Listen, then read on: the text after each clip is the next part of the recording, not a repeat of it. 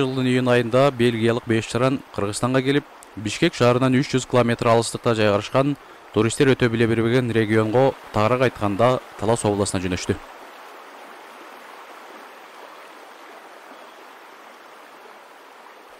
Ал жакта Владимир Мазер жашайт. Бул адам Таласта аңчылык жана баалык улоо чарбасынын жооптуу директору болуп иштейт.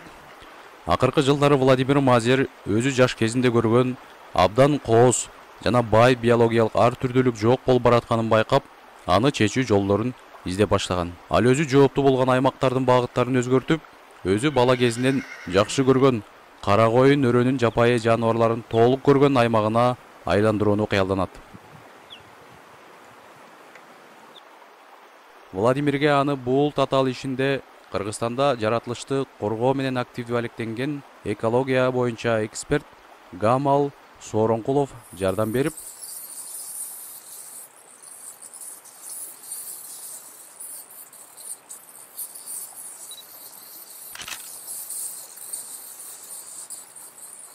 бельгиялыктар алардын арасында фотографтар жана видео операторлор бул аймакка барып, өздөрүнө ушул 13.000 гектар жерди атышат. Алардын бул жерге келген максаты Владимирге анын кыялын ишке ашырууга жардам берүү.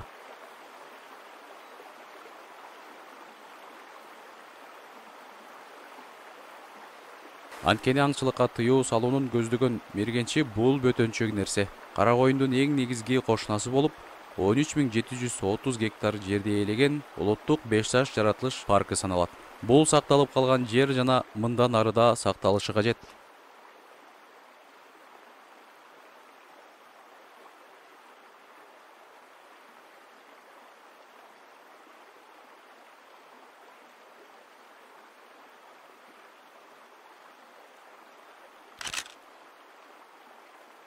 Ал жерде бир нече жылдардан бери жайыт кеңейтилип жатат. Мындан арыда жайыттардын кеңейип кетүү коркунучу бар. Таластын тургундары бул ажайып кооз жерди эс алып кетүү үчүн бул жакка келишет. Аларга бул жакта эмне кылууга болот, эмне кылууга болбой турганын түшүндүрүү керек.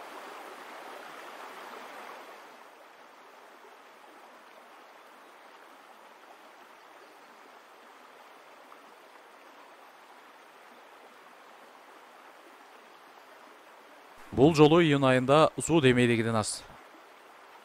Климаттын өзгөрүшү бул жерде да сезилет. Адатта калың өскөн жөп, быйыл суюк, жакшы өскөн эмес. Жапайы жаныбарлар 300 метр бийиктиктеги тоолорго кетишкен. Өрөөндүн бийик чокулары 3500 метрге жетет.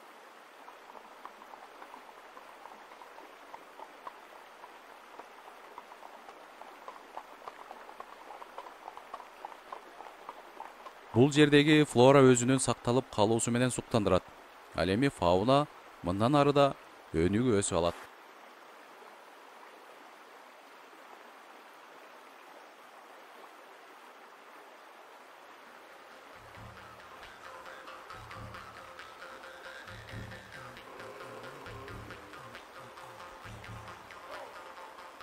Владимир менен Гамал 5 жаш улуттук паркында да бул жакка да тиешелүү болгон ашууга кетүүчү жол менен баратышат.